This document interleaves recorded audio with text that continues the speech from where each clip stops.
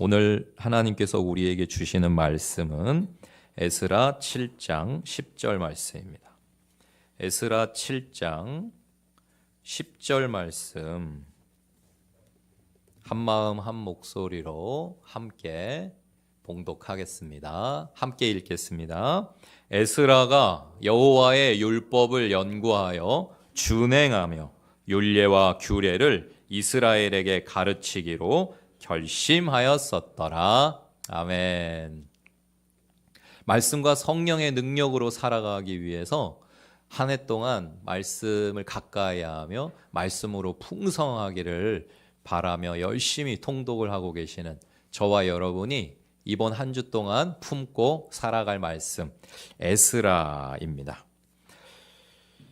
이번 주 에스라부터 느헤미야, 에스더 앞으로 3주 동안은 분량이 많지 않아요. 오늘 에스라도 10장으로 돼 있고 느헤미야 13장, 에스더 10장까지 비교적 짧은 그런 성경들인데요. 3주 동안 이제 계속해서 읽을 본문이 길지 않기 때문에 지금까지 혹시 분량을 쫓아오지 못하신 분들 만회하기 좋은 그런 3주가 될 것 같습니다. 지금 창세기부터 한 주 한 주 오고 있는데 오다 보니까는 좀 놓쳐서 그냥 이렇게 아유 안 되나 보다 하신 분들 이 3주 동안에 힘을 내셔서 이 새봄에 다시 도전하시기를 축복합니다. 다시 시작하시기를 축복합니다. 네, 포기하지 마세요, 여러분. 하면요, 또 하면요, 돼요. 도전하십시오. 축복합니다. 에스라라고 하는 성경은 에스라가 이제 썼을 가능성이 가장 크다라고 여겨지는 책입니다. 에스라서라고 하는 제목은 7장부터 10장까지에 나오는 당시 다시 노예 생활을 마치고 이스라엘과 예루살렘으로 귀향하여서 성전을 재건하고 성벽을 재건하였던 그 지도자들 중에 말씀을 맡아서 가르쳤던 학사 에스라의 이름을 딴 것인데요. 에스라라고 하는 이름의 뜻은 주 여호와께서 도우셨다라고 하는 뜻입니다.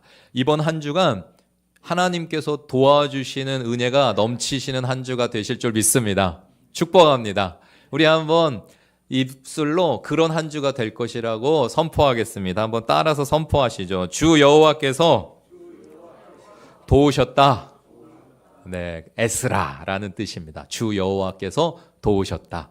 주님이 도와주시는 한 주 기쁨으로 승리하실 줄 믿습니다. 히브리어 성경은 에스라와 느헤미야를 한 권으로 취급합니다. 우리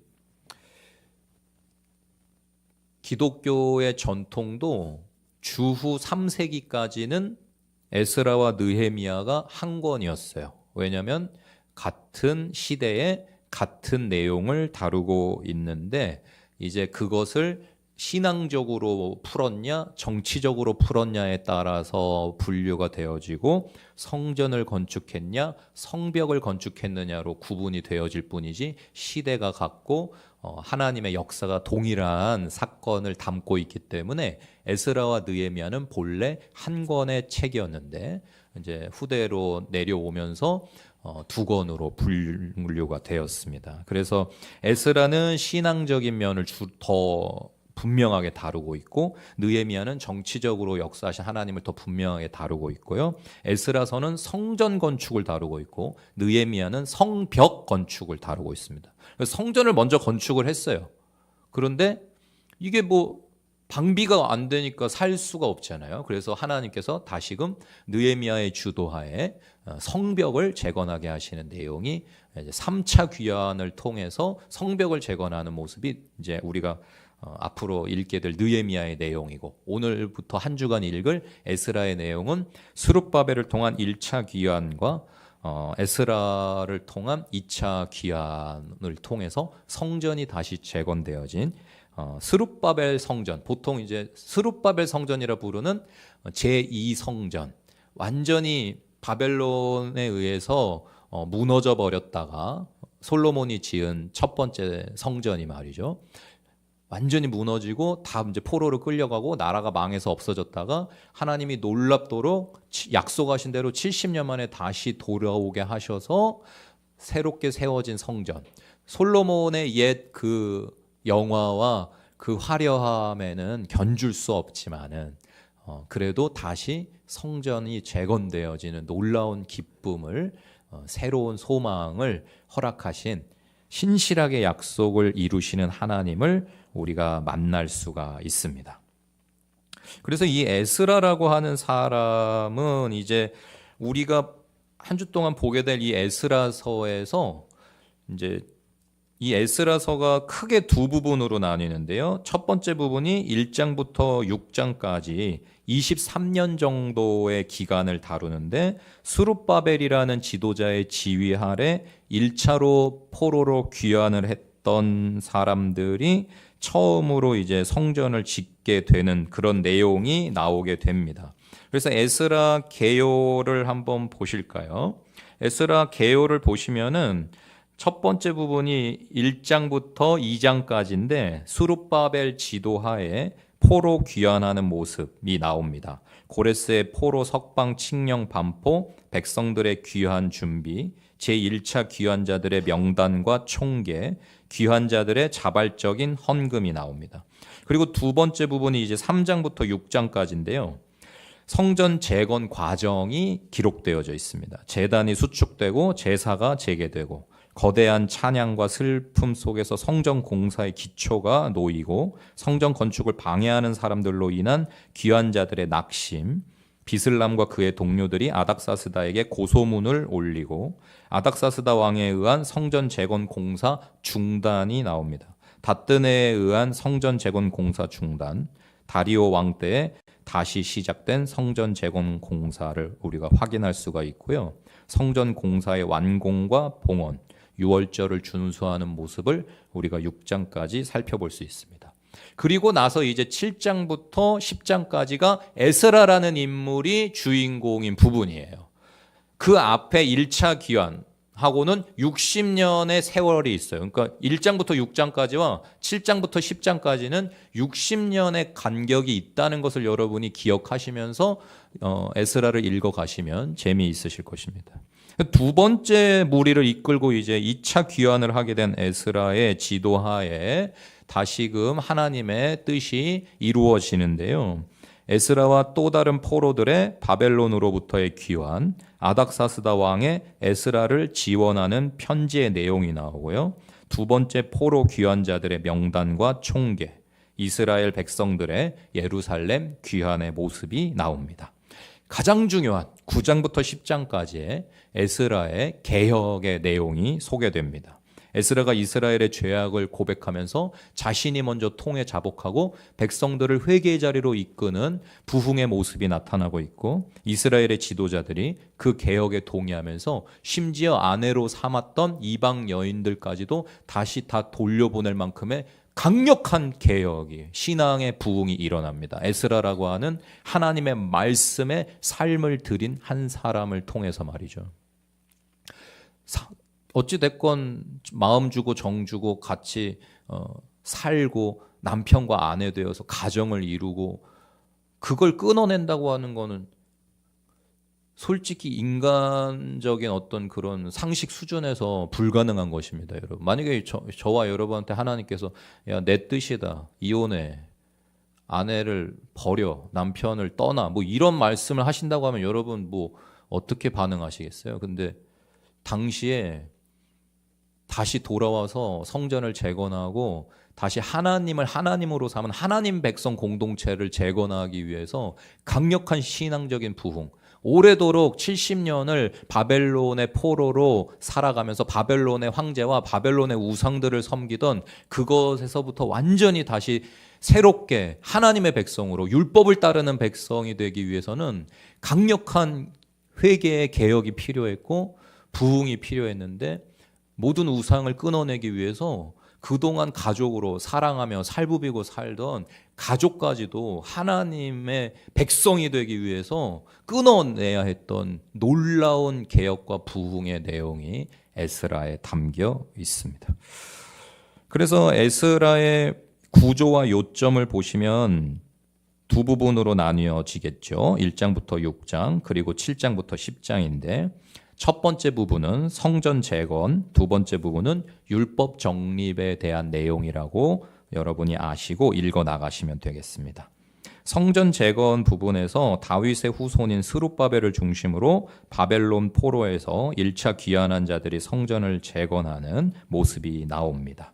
율법 정립을 위해서 하나님께서 에스라라는 사람을 세우셔서 다시금 하나님 말씀대로 율법대로 살기로 결심하며 회개하며 그동안의 삶에 잘못된 거, 하나님 말씀을 떠난 모습들을 철저하게 철폐하고 타파하고 개혁하는 놀라운 부흥의 모습, 하나님의 나라가 임하는 모습을 보면서 우리도 이와 같은 부흥의 세대를 살아가리라 꿈꾸며 도전할 수 있는 멋진 성경 에스라입니다. 그래서 2차 귀환과 통회하는 기도와 이방과 절연하는 모습 나오고 있습니다.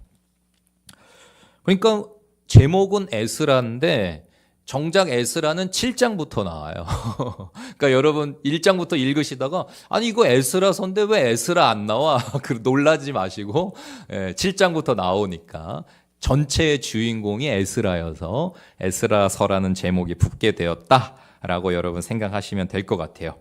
요시야 왕 때 율법의 사본을 발견했던 대제사장 hil기야라는 인물이 있었습니다. 그 요시야 왕 때 정말 이스라엘 왕정 역사에 전무후무한 부흥이 일어났었는데, 종교 개혁이 일어났었는데 그것을 가능케 했던 인물이 누구냐면 요시야 왕이요 이것 좀 보십시오, 제가 이거를 발견했습니다 그러면서 율법의 사본을 발견해 가지고 요시야 왕께 가져와서 놀라운 종교 개혁이 부흥이 가능케 했었던 그 사람, 대제사장 hil기야라는 인물인데 우리가 한 주 동안 만나게 될 에스라가 바로 그 hil기야라는 분의 증손입니다. 그러니 쭉 올라가면 에스라는 아론의 16대 손이고요. 하나님께서 어떤 인물을 사용하실 때에는 그 어떤 인물이 세워져 나가는 데에는 그냥 그 사람이 이 세상에 태어나가지고 혼자 가서 이렇게 막 정말 자수성가하고 위대한 뜻을 품고 그걸 관철하고 이루어내고 하나님의 백성으로서 하나님을 하나님 되시게 하면서 이렇게 살아가는 그 삶에 그냥 혼자서 그냥 그렇게 되는 것은 쉽지가 않다라는 걸 우리가 성경에서 확인할 수가 있어요. 모세라는 인물이 가능한 것도 그 믿음의 배경을 가진 부모가 목숨을 걸고 모세를 숨겨서 기르다가 또 젖을 먹이는 동안에 그 히브리의 신앙 교육을 시킴이 없었다면은 그냥 40년을 애굽의 왕자로 왕궁에서 살았던 모세가 하나님의 지도자가 되어서 일꾼이 되어서 이스라엘 백성을 구출해내고 광야 40년 세월 동안 가나안으로 인도할 수는 없었을 것입니다. 그래서 반드시 그런 어떤 인물이 있기에는 그 뒤에 배경이 있는데 가장 중요한 배경이 뭐냐면 신앙의 선조라고 하는 배경이 있어요. 그러니까 다윗이라는 인물도 그냥 나오는 게 아니고요. 사무엘이라는 인물도 그냥 나오는 게 아니에요. 하나님을 신뢰하고 내가 비록 아이를 못 낳는 몸이지만 하나님은 주실 수 있어라는 믿음이 있어서 눈물로 기도를 멈추지 않았던 그 믿음의 어머니, 기도의 어머니가 없으면 사무엘이라는 인물이 없는 거예요. 그러니까 하나님 앞에서 정말 쓰임받는 삶이라고 하는 것은요, 어떤 개인 한 사람의 어떤 수고와 노력과 의지와 믿음으로만 되는 게 아니라 많은 이들의 기도와 중보와 사랑, 돌보고 양육하고 이렇게 쭉 계속해서 자양분이 모아지고 하면서 그런 인물이 세워지는 것이지, 무슨 어떤 대단한 인물이 갑자기 하늘에서 뚝 떨어지는 법은 오직 예수님밖에 없다고 하는 것을 여러분 기억하시면서 여러분이 지금 멋지게 교회로 성도로 하나님의 일꾼으로 살아가시는 것은 여러분이 있기까지 누군가가 있었다는 것을 여러분 기억하시면서 겸손하시고 감사하시고 또 여러분과 제가 이제부터 꿈꿔야 될 것은 그럼 무엇이겠습니까? 우리도 그런 위대한 믿음의 명문가를 이루어야겠다는 마음을 가지시고서 힘써서 믿음으로 살아가시면서 정말 다윗과 같은 솔로몬과 같은 사무엘과 같은 요셉과 같은 에스라와 같은 이러한 후손을 준비하시는 저와 여러분들이 되시기를 축복합니다. 저와 여러분도 하나님 앞에 정말 멋진 인생이겠지만은 저와 여러분이 믿음으로 살아내었던 그 삶이 또 자양분이 되고 또 자양분이 되고 해서 정말 하나님의 나라에 엄청난 부흥의 역사를 이룰 그런 인물들이 막 배출되시는 여러분들의 가정, 가문들이 다 되시기를 축복합니다. 그런 우리 은혜로운 교회가 되기를 소원합니다. 우리의 예배가 쌓이고 우리의 찬양과 기도가 쌓이고 우리의 헌신과 수고가 우리의 사랑과 나눔이 쌓이고 쌓여서 은혜로운 교회를 통해서 지금 우리보다도 더 멋진 우리의 다음 세대의 믿음의 용사들이 차세대의 영적인 지도자들이 일어나는 교회가 되시기를 축복합니다. 여러분의 자녀들이 에스라와 같은 말씀의 사람들이 다 되실 줄로 믿고 축복드립니다. 에스라는 태어나 보니까 제사장이었어요. 제사장 가문에서 태어난 거예요. 금수저 물고 나온 거예요. 영적인 걸 귀히 여기시는 분들한테는 태어나 보니 아버지가 CEO, 그럼 금수저라고 하잖아요, 세상에서. 근데 제가 볼 때는 진짜 금수저는 뭐냐면 태어나 봤더니 믿음의 가문. 이게 진짜 금수저예요. 정말 여러분 태어났더니 부모님이 예수 믿고 있더라. 감사하고 감사하셔야 됩니다. 감사하십시오. 예. 네.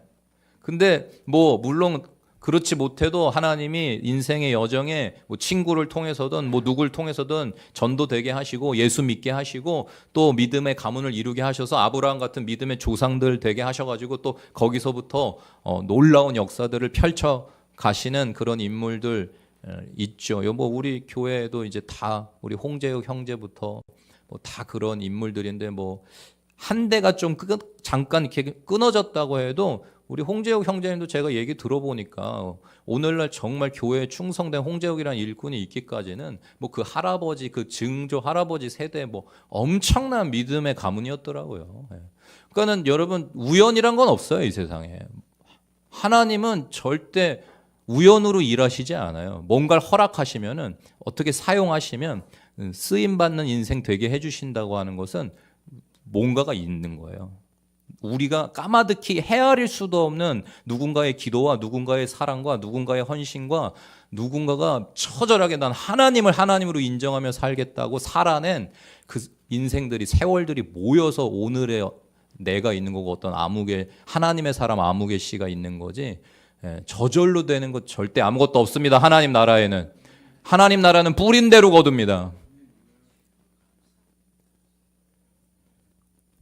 에스라는 태어나 봤더니 제사장인 거예요, 가문이. 근데 그럼 뭐 하냐고. 바벨론에서 포로인 거예요. 태어나 봤더니 어느새 조금 자라가지고 세상을 좀 인지할 수 있게 됐더니 가문은 우리 제사장 가문이래. 근데 제사장 역할을 못해. 우리 집은 왜 제사장 가문이라면서 제사를 안 드려요? 제사장의 역할을 못해요? 우리는 하나님 말씀 떠나고 우상 숭배하다가 나라가 망해 없어져서 지금 바벨론이란 나라에 포로로 끌려왔단다. 그게 에스라라는 인물입니다, 여러분. 태어나 보니 나라가 망하고 없어. 제사장인데 제사장 역할을 못해. 그러니까 요즘 표현으로 하면 뭐예요, 여러분? 가문이 제사장밖에 못하는 가문인데 제사장을 못해. 포로 생활을 해야 돼. 실업자예요. 백수예요. 할 일이 없어요. 참 절망적인 시대에 태어나서 절망적으로 생각하고 그냥 자포자기하고 그냥 사회 불만하고 앞선 세대 탓하고 분노하고 이러면서 그냥 그렇게 살기 딱 좋은 그런 사람이요, 에스라라는 사람이. 근데 이 사람이 어떻게 했느냐? 처해 있는 그 상황, 나라는 망했고 제사장인데 제사는 못 드리고 제사장 역할을 할 수가 없고 그냥 실업자고 백수인 그런 상황에서 어떻게 했느냐면 이 사람이 좌절하지 않고요. 말씀 연구에 열중합니다. 그래서 이 에스라라는 인물이 이스라엘 역사상 가장 탁월한 성경 해석가가 됩니다. 할 수 있는 게 없어. 그러니까 뭐만 죽어라고 했냐 이 사람이. 그 바벨론 포로 생활을 살면서 하나님이 회복시키실 때를 꿈꾸며 예레미야를 통해서 주신 약속의 말씀, 내가 70년이 지나면 놀라운 새해를 일으킬 거야. 내가 너희를 돌아오게 할 거야. 라고 하신 그걸 품고서 그날을 기다리면서 이 사람이 뭐 했냐? 그냥 아무것도 안 하고 절망했냐? 좌절했냐? 포기했냐? 아니요. 하나님이 쓰실 때를 기다리면서 그 절망의 세월을요, 말씀 연구로 보냈습니다. 준비된 사람 쓰십니다, 하나님은요. 어느 날 갑자기 학사 에스라라는 인물이 뚝 하고 하늘에서 떨어져가지고 2차 귀환의 지도자가 돼서 돌아와가지고 백성들을 말씀으로 가르쳐서 놀라운 영적인 부흥을 이뤄낼 수 있는 게 아닙니다, 결코. 긴 세월 동안 포로이면서 절망의 그 시간 속에 나라가 없고 하나님을 예배할 수 없는 그 삶의 자리에서도 포기치 않고 하나님의 때를 기다리면서 내가 때가 됐을 때 제사장으로서 뭘 해야 될까? 70년 동안 하나님 말씀을 다 상실하고 율법을 잊어버리고 잃어버린 백성에게 내가 다시 잘 가르쳐야 되겠다. 그게 제사장으로서 내가 해야 될 일이구나라는 하나님이 주신 그 사명과 비전을 가지고서 말씀 연구에 힘썼어요, 에스라가. 그래서 하나님이 쓰실 수 있는 거예요. 그래서 돌아왔을 때 학사, 말씀을 가르치는 자가 될 수 있었던 것이고, 그렇게 하나님 앞에 놀라운 부흥의 역사를 이룬 것입니다. 그러므로 사랑하는 여러분, 여러분의 지금이, 여러분의 가정의 어떤 상태가, 은혜로운 교회의 현재의 지금 어떤 모습이 비록 그렇게 희망차지가 않을 수도 있고, 뭐가 많이 부족할 수도 있겠고, 해도 안 되는 것 같을 수도 있겠고, 절망하기 딱 좋은 그런 모습일 수도 있겠죠. 그러나 여러분, 결코 포기하지 마십시오. 절대 절망하지 마십시오. Nothing is impossible입니다. 하나님께는 불가능이 없으십니다. 하나님이 말씀만 하시면 됩니다. 하나님이 약속하시면 그건 무조건 되는 거예요. 70년 뒤에 내가 너희들 다시 포로 생활에서 돌아오게 해준다라고 하나님이 약속을 하셨어요. 예레미야를 통해서 소망의 말씀을 주셨는데 70년 포로 생활에 이스라엘 백성들이 그걸 포기하지 않았어요. 놓지 않았어요. 너무 괴로웠지만, 너무 절망스러웠지만, 노예 생활이라는 건 정말 차라리 죽고 싶을 때가 많았지만, 하나님이 아니라 우상을 섬기면서 살아야 된다는 것은 정말 지옥과 같았지만, 포기치 않고 70년을 버티면서 기도와 눈물로 70년 뒤에 우리가 어떻게 할까를 내다보면서 말씀을 준비하고 기도로 바벨론에서도 메대와 바사에서도 황제의 주요 요직을 차지하면서 내가 언젠가 돌아가서 다시 하나님의 나라를 세울 것이라는 그런 꿈을 가지고 있었던 느헤미야 같은 자가, 스룹바벨과 같은 자가 준비되어지고 있었던 그 모습을 여러분 바라보시면서 저와 여러분도 그와 같은 한 사람 한 사람이 되시기를 축복합니다. 우리도 말씀을 사랑함으로 위대한 부흥의 주역이 되십시다. 대단한 어떤 사람 없는 거예요. 하나님 앞에 하루하루를 어떻게 살아냈느냐로 저와 여러분도 에스라와 같이 얼마든지 하나님 나라의 역사의 주인공이 될 수 있습니다. 축복합니다.